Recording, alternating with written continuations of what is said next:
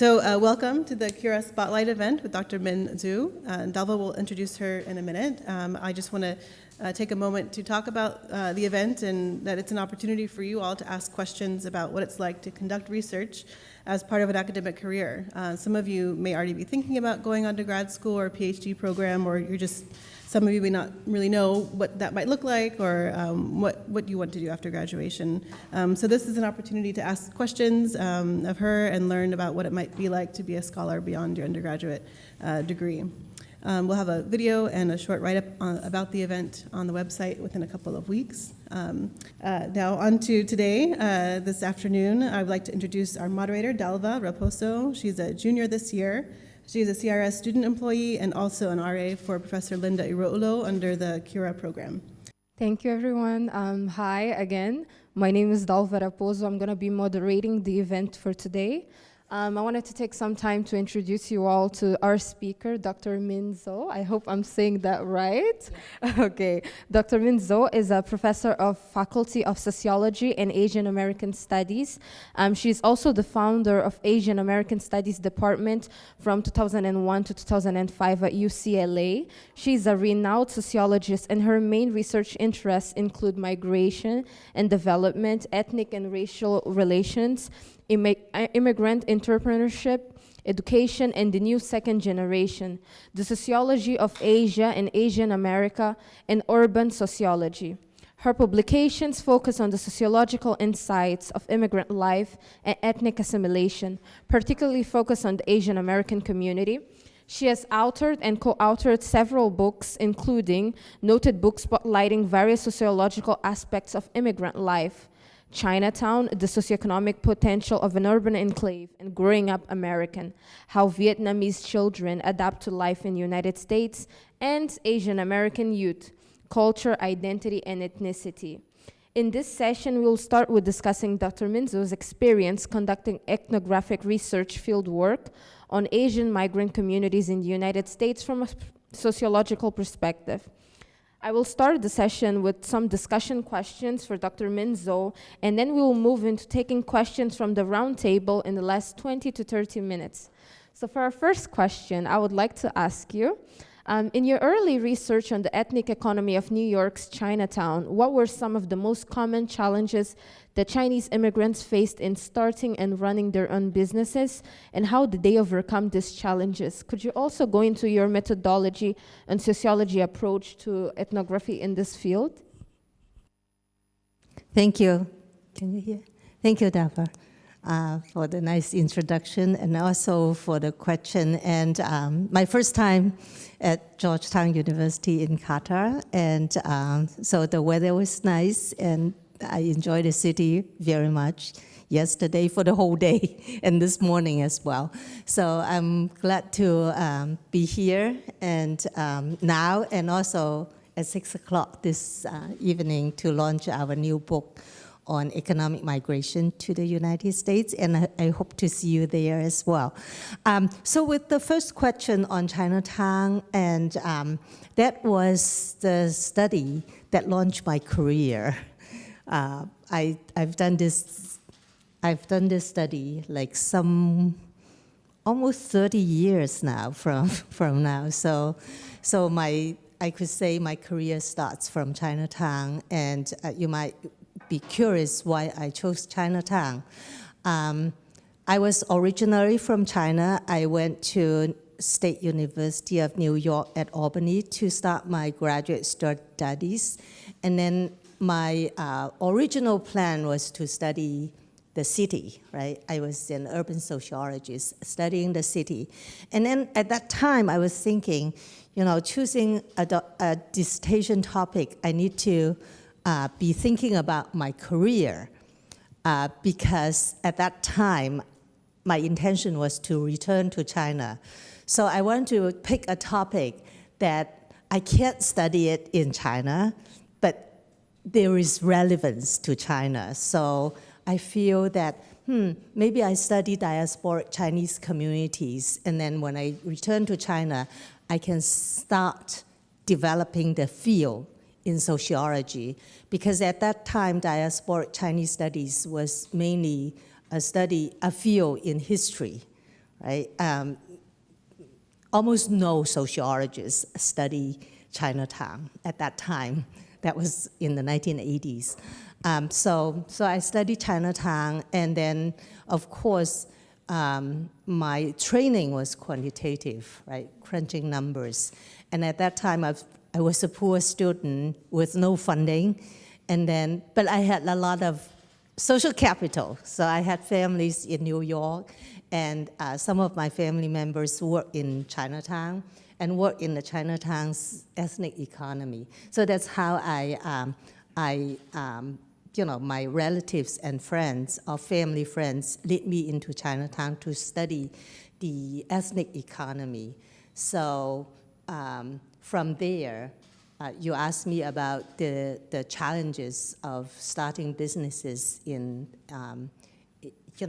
the U.S. as an immigrant. There are a lot of challenges. The usual one is language, right? And also familiarities with the market, with the law, and with everything.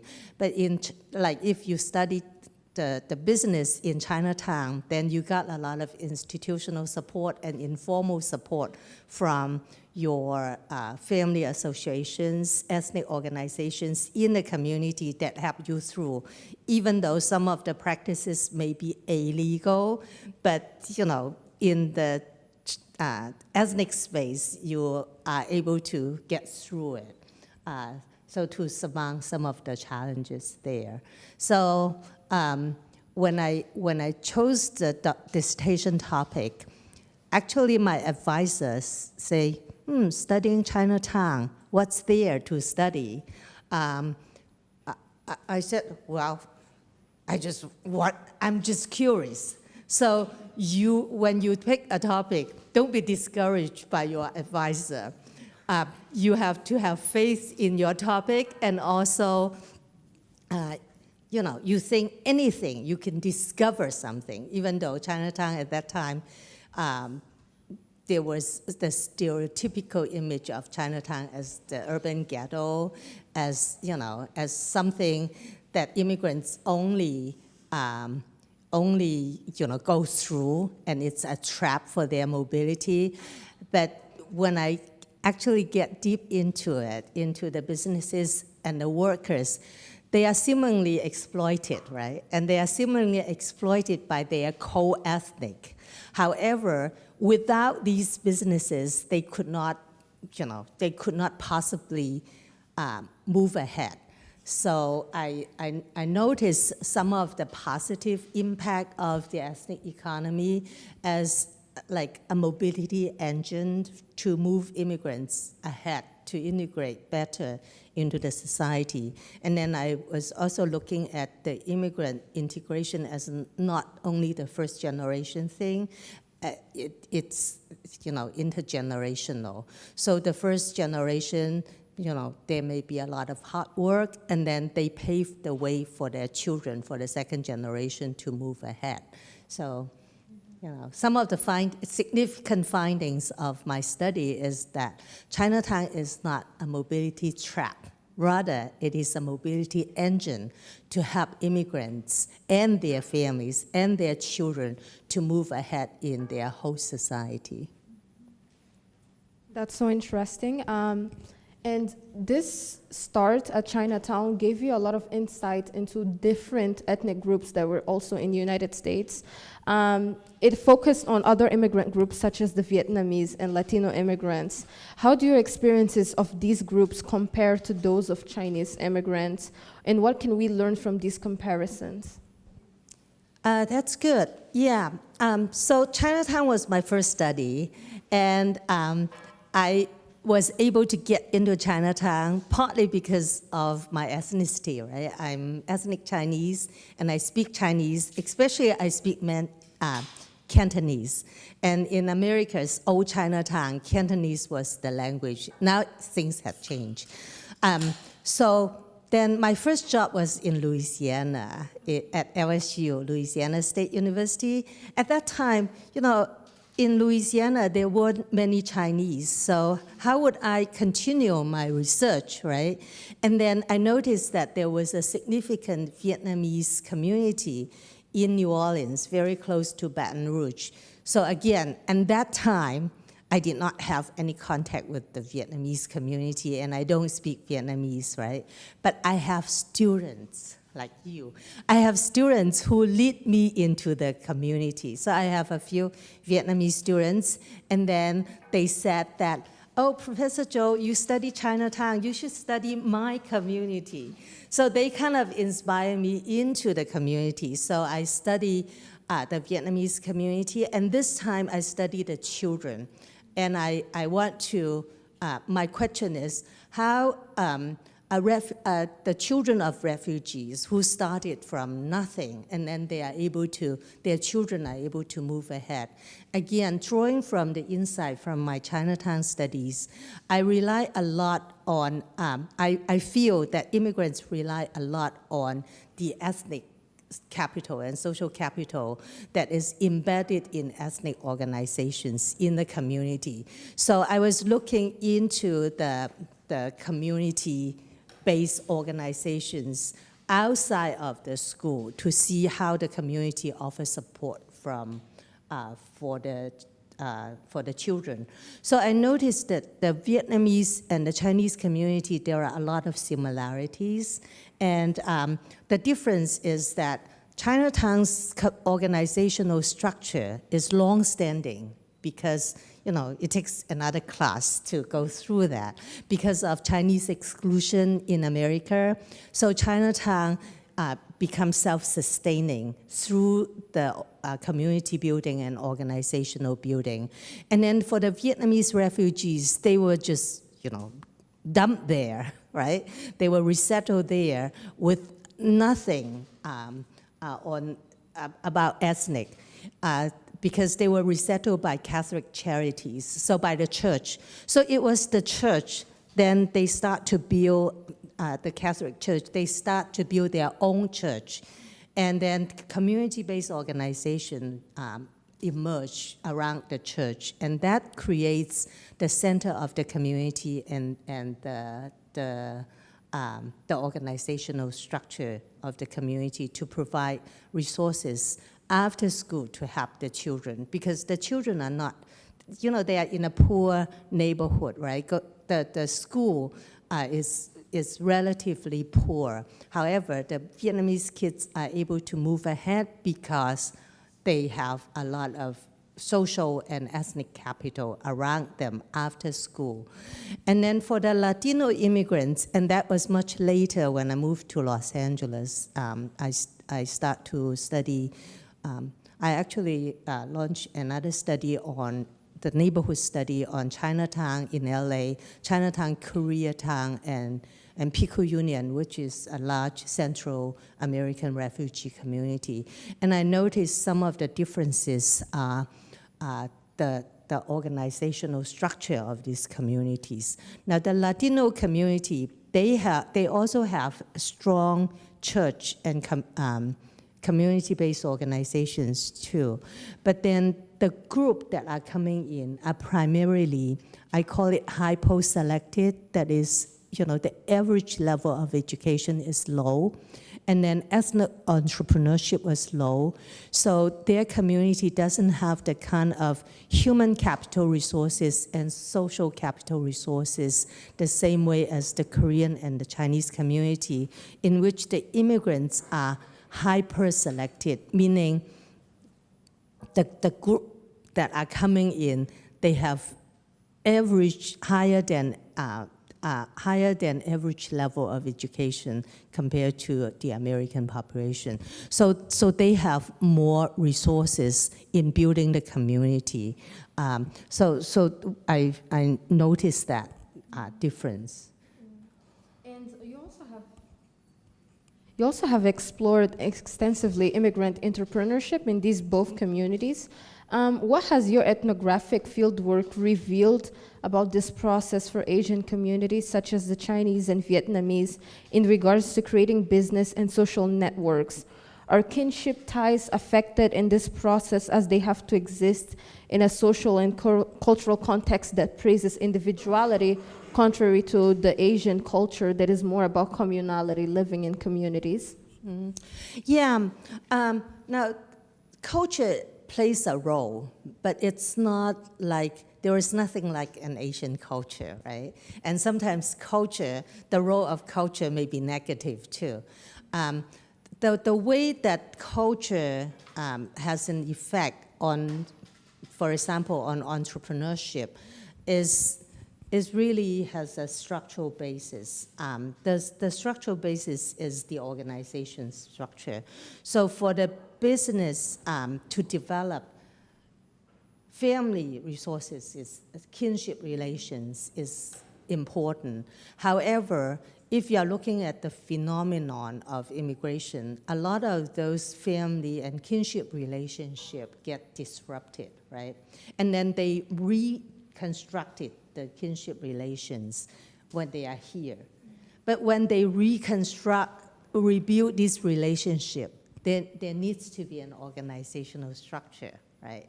There needs to be some spaces, some physical, actual spaces, not just virtual spaces for immigrants to meet, to rebuild their relations.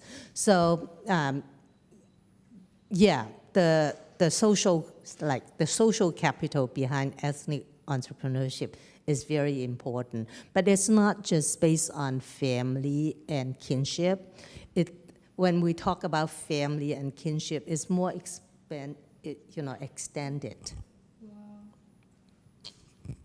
And in your later work, you also focused on the changing demographics of Chinese immigrant communities in Los Angeles and San Francisco, California, where you live. What were some of the main factors driving the growth of Chinese immigrant enclaves in the state of California, especially those in San Gabriel Valley? And how are these communities transformed the cultural and economic landscape of the region where they were living? Yeah, well, that's a broad question about contemporary Chinese immigration.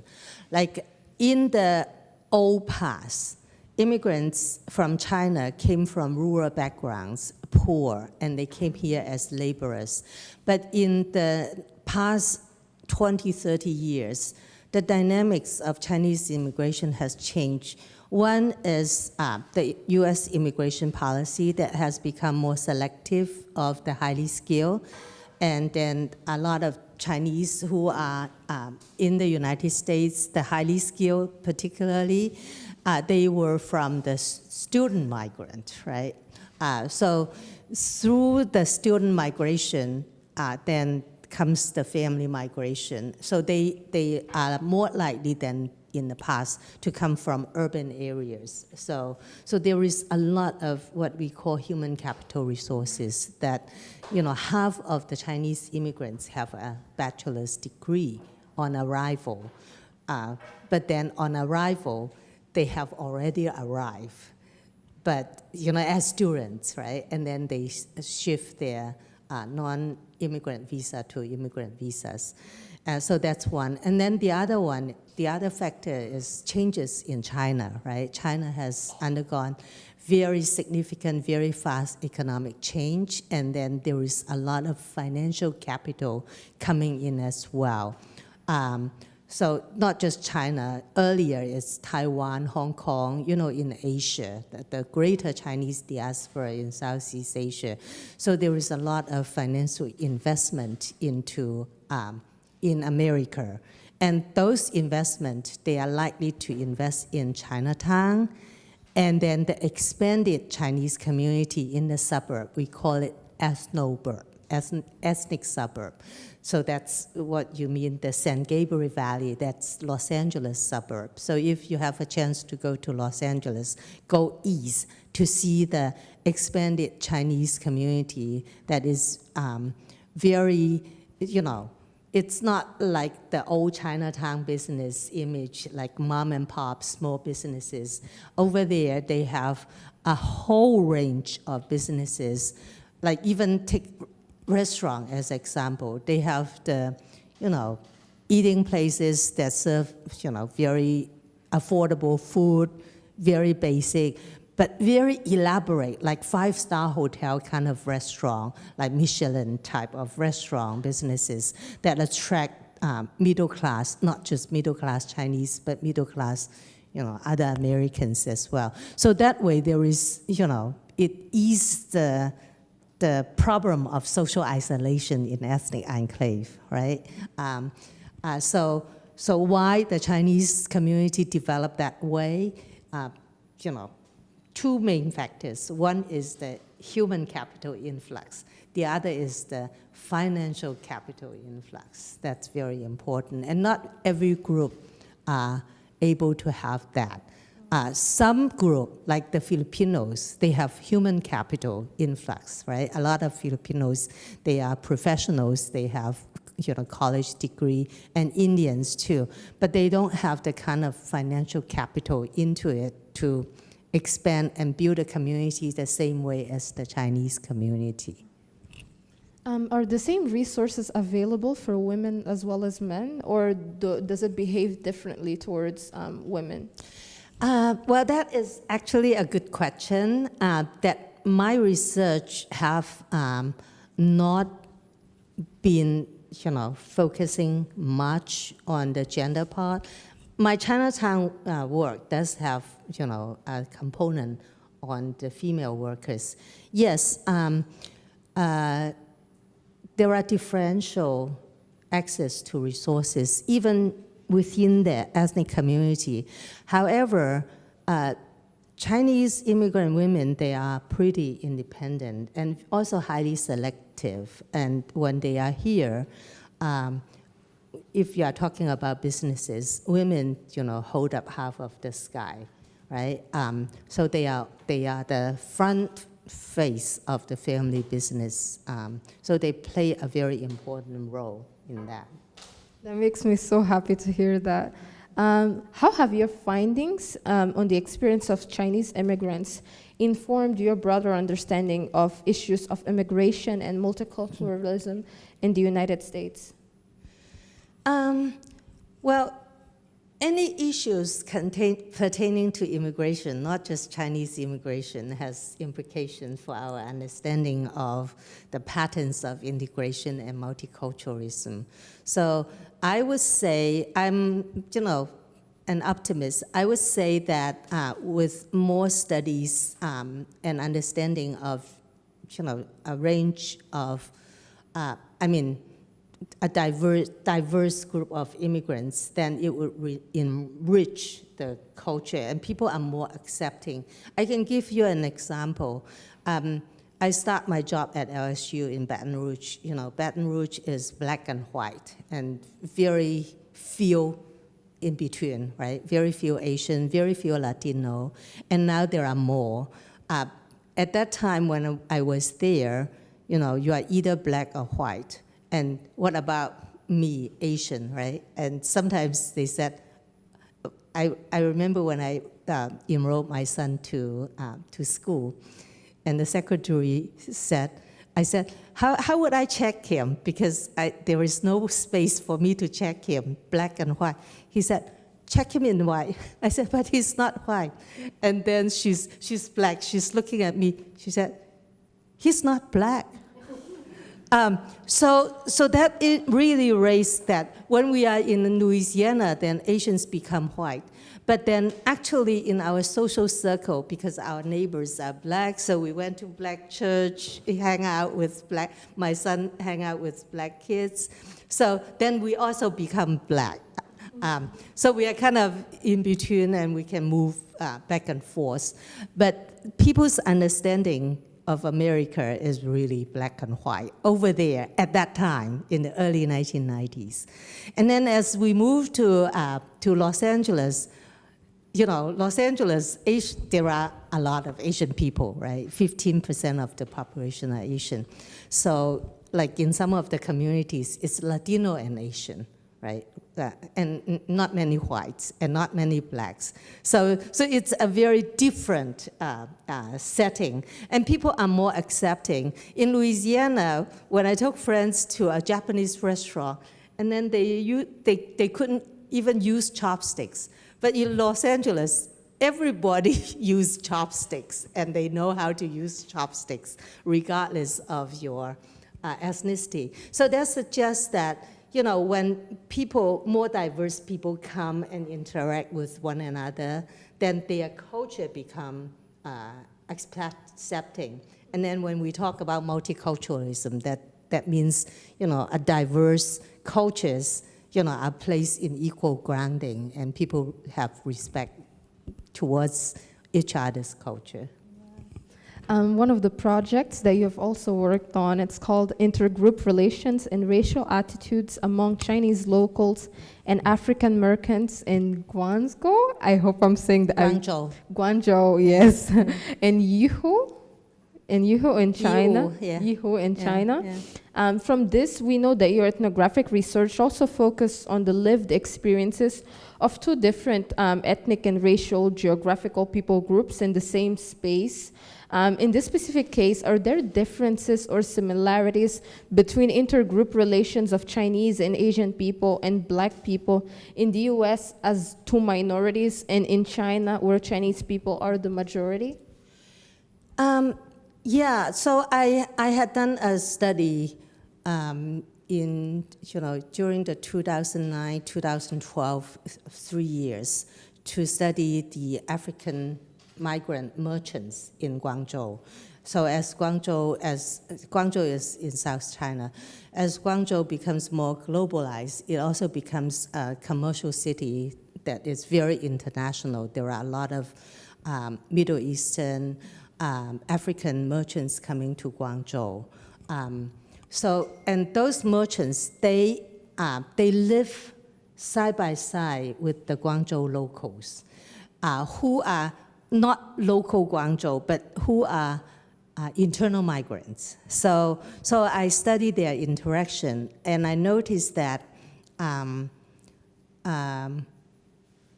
there isn't much segregation between Africans and Chinese because they mix with the Guangzhou people, but there is a segregation between urbanite and migrant, because a lot of the Chinese that are mixed with Africans, they are migrants themselves, and they interact very well with one another, whereas the Guangzhou native, they are kind of segregated from them.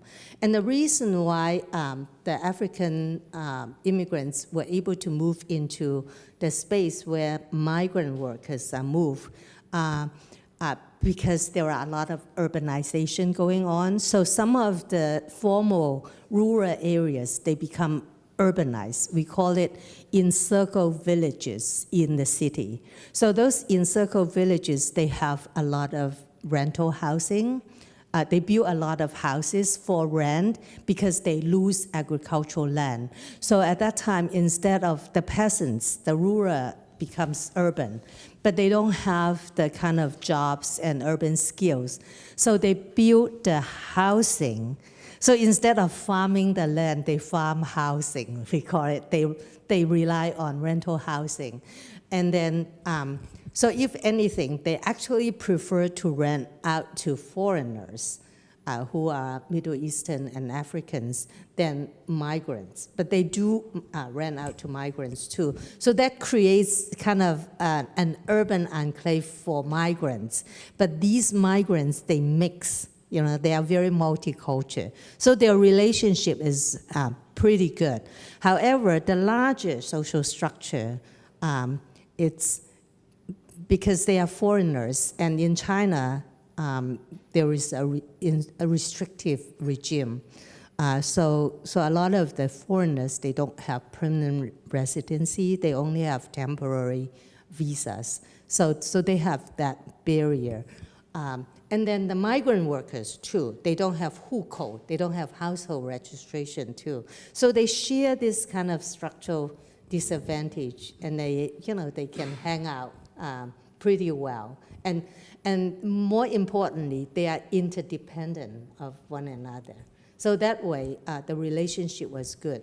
And in America, there is very serious problem of racial segregation. So in the city, the black space, you see variations. Nowadays, there are a lot of Latin Latinization of the black space in cities, especially cities like LA. So in terms of that, we would like to go back to just how you began this journey and ask what inspired you to pursue this sociological research on the themes of migration, ethnic and race relations, and second-generation immigrants, other than just being curious about it? Well, sociologists care about social problems and, want to save the world. Want to find answers to urban, as an urban sociologist, want to find solutions. So in order to find solutions to a problem, you need to understand the problem. So that's what inspired us to study urban issues. And so it continues to be the problems that present itself continue to stimulate your intellectual curiosity, but you also want to have an impact with your research. But for that, unfortunately, sociologists, their findings are too soft. So policymakers tend to pay more attention to economists rather than sociologists. But I feel that sociologists get the nuances of the problem rather than, some of the findings from economic models that based on false assumption or not so down-to-earth assumptions. But we'll try. We still try. So, yeah. At this moment, I would like to open the questions for our audience. Hello, Professor Zhou. Really thank you for coming and sharing your experience. I just have a few questions. I'm gonna come one by one. I'm sorry. The first one is actually first I'm gonna introduce myself. I was born and raised in Beijing, China. So when you talk about Chinatown and how it developed in U.S., I was wondering recently there are so many events happening like COVID-19 and anti-Asian movements. I was wondering how it changed the cultures or the identity, in the Chinatown communities or China Asians communities in U.S. and how affect their lives and their social engagement. And this is my first question. And my second question is more about how do Chinatown residents they kind of fight against the stereotype that, the locals that they have. And I know you, now you're more based on Los Angeles, and especially for Hollywood. Now they're more focused on having Asians to join in the movies and films and series. And how do you perceive that the change of their way of filming Asians people in the movie? I guess 10 years ago, most of the Asians peoples in the movies are more doing low skill work. But now I guess they're kind of change and shift. So that's basically my two questions. Thank you so much. Yeah, very good questions. And each question could be a topic for a dissertation. So if you are pursuing graduate school, you can pick either one. That could be a significant problem for you to inquire.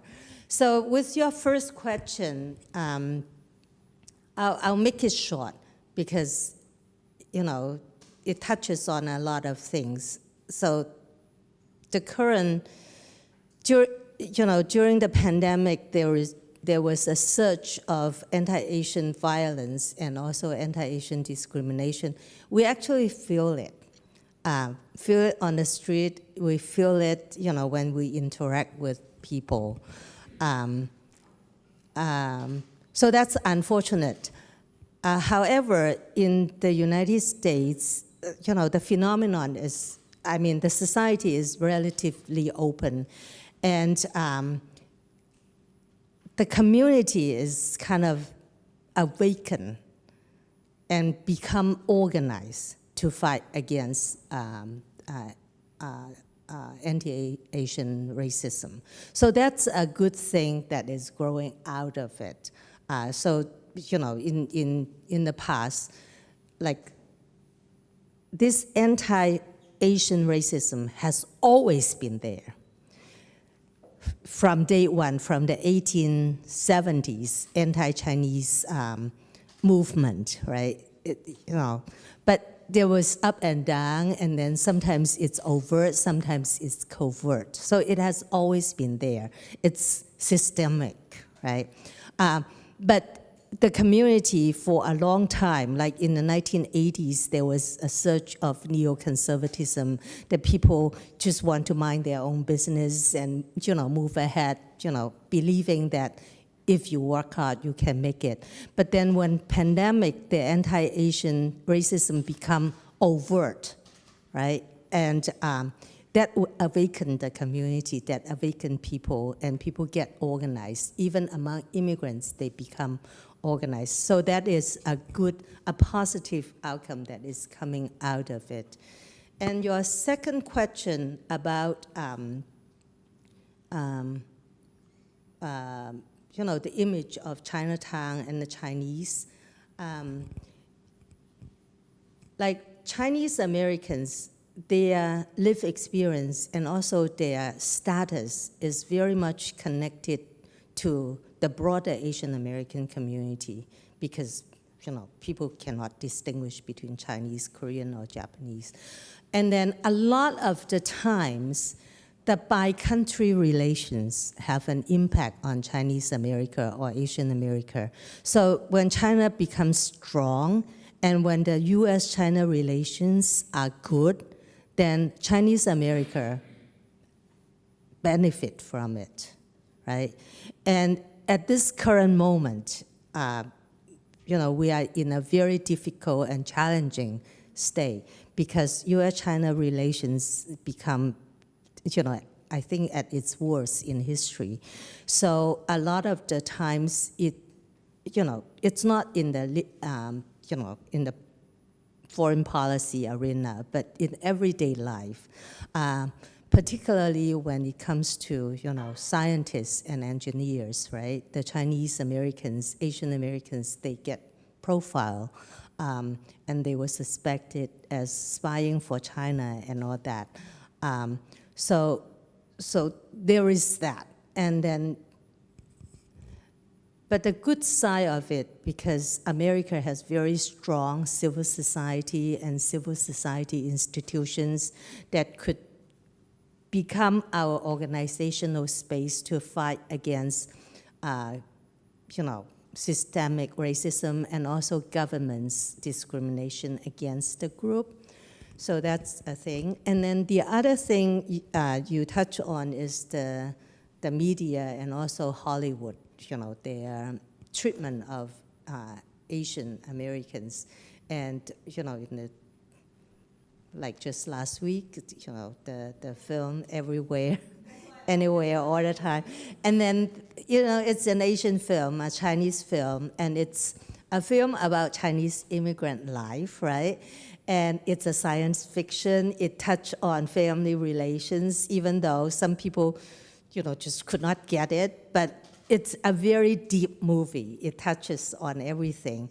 And then the Asian actors and actresses, they are doing really well. So shift from Crazy Rich Asian to this one, it's a, you know, it's kind of a big, like both films uplift the status of Asian Americans, but in a different way.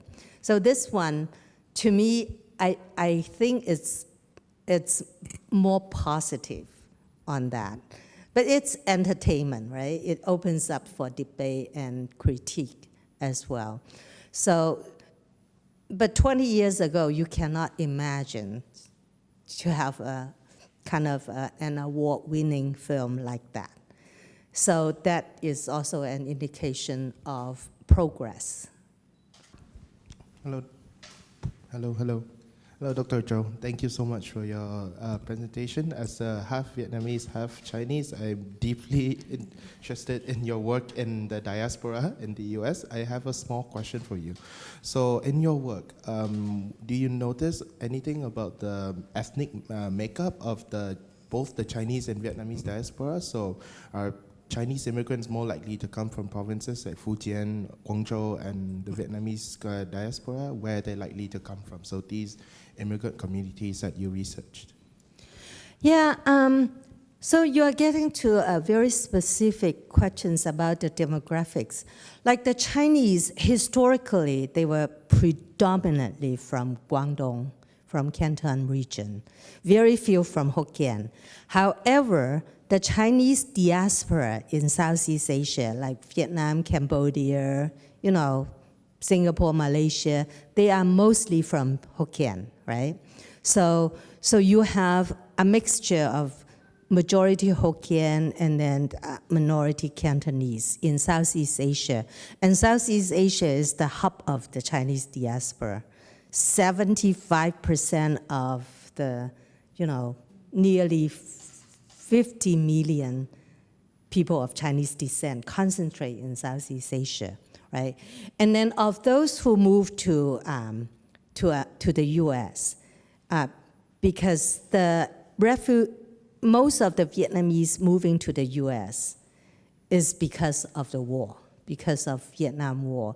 So we make an argument is that the Vietnamese coming to the U.S. is not by accident. It's because of the U.S. military involvement in Vietnam that bring the refugees here in the U.S. So among the refugees, about a third of them are ethnic Chinese, and the other 2/3 Vietnamese. As a matter of fact, in Los Angeles, there is a large Vietnamese community and also a large Chinese community. The two communities interact a lot. It just so happened, like my son married a Vietnamese person, Vietnamese.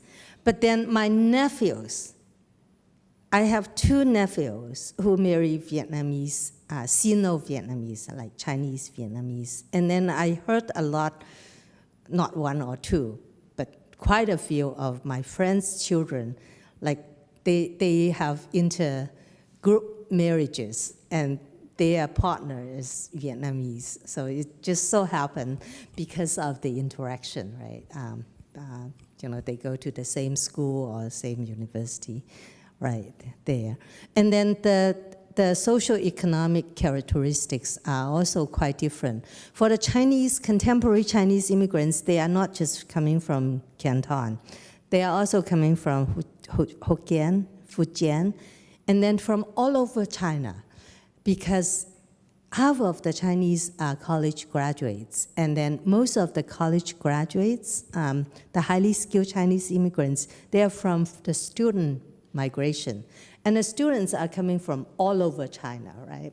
So that diversified the places of origin of Chinese. Whereas the Vietnamese, when they are coming to the US, mostly, like among the Vietnamese, they are the first group, like my son's in-laws, their family have connection with the US military, so they get airlifted. So they are the Vietnamese. And then for the Chinese Vietnamese, they are, a lot of them are coming after the war, like in 1979 as the boat people, right? And they were mostly the small business people. And they got purged by the Vietnamese government with that. So there are a lot of dynamics that move migrants in and out and back and forth. Hi, Dr. Zhou. Thank you so much for your presentation. Like you mentioned, about the early age of China immigrant to U.S. is like some rural side, and afterlife is some steel workers.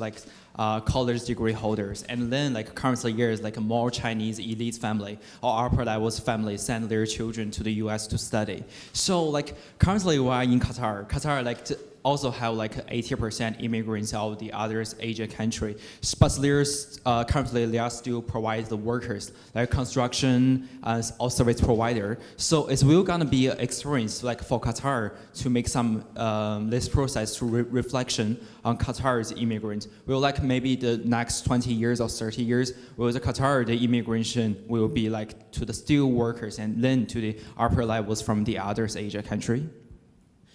Well, I read about Qatar's migration, right? So in Qatar, a lot of the, say, construction workers, the majority of them are immigrants, right? One difference, a major difference between Qatar and the United States regarding immigration is the difference in the immigration regime, like immigration policy. The U.S. has a liberal immigration regime that not only favor skilled migration or migration of needed labor, but also promotes family unification and promotes resettlement. Whereas in Qatar, it's relatively a restrictive immigration regime. Like a lot of immigrants, when they come, their visa hinges on their job, right, their employment. And that restrictive immigration regime creates potential precarity, both for low-skilled and highly skilled workers. Because, like, what if you lose your job, right? You have to leave. And then you are not just a machine, right? You can leave and pack up and leave. You know, you have family, you may have, you know, a lot of other connections. So it makes it difficult for both highly skilled and low skilled. And then, so if you study integration issues, right? So it's a very different issue regarding integration. In the US, integration concerns how well you adapt, you assimilate into the host society, whereas here, integration is more focusing on how well you adapt, right? You adapt rather than integrate. So policy does have a very significant impact on the immigrants who are already here, not just immigrants who are moving back and forth. You've been involved with a lot of public and policy-related initiatives related to immigration and social inequality in the United States. Can you describe some of these initiatives and what you hope to achieve through them? You said earlier that politicians listen more to economists than sociologists, and for me that kind of like shot a hole in my heart because I really love the sociology and I really want to bring a change with it. So what is your words of advice for people interested in that? Yeah, well, one just have to be assertive, right? And also persistent and in pursuing your research and your work and, you know, try to make policymakers listen. And then even better, you participate in it, right? I try a lot to converse with policymakers, but since my study is more on the ethnic community, one challenge is to get the policymakers listen to the role of ethnic community play in, you know, integrating immigrants, and that's very challenging because the old perception is that the ethnic community is, you know, segregating people, isolating people, you know, trap people in you know, still have that kind of assumption and misconception. So it's very challenging to convince them that no, you know, the ethnic community works to promote integration rather than inhibit integration. And then the other thing is, like for an ethnic community to thrive and to be able to generate both economic and social resources to help immigrants, promoting business development is very important, because promoting entrepreneurship is not just helping individual immigrants to move ahead, but it also provide jobs and also provide kind of the network for the immigrants. So I was trying to advocate for promoting ethnic entrepreneurship, small businesses in the ethnic community. But how much the policymakers listen, I don't know. I just feel there is still a disconnect between the university community and then the policy makers. We try. We just have to continue to try. So hopefully we have more sociologists who become elected officials and who understand what we are saying. Hopefully that can happen. Yeah. Thank you so much for everyone who came, and thank you, Dr. Min Zhou, for the opportunity Thank to have you. here. Thank you for coming.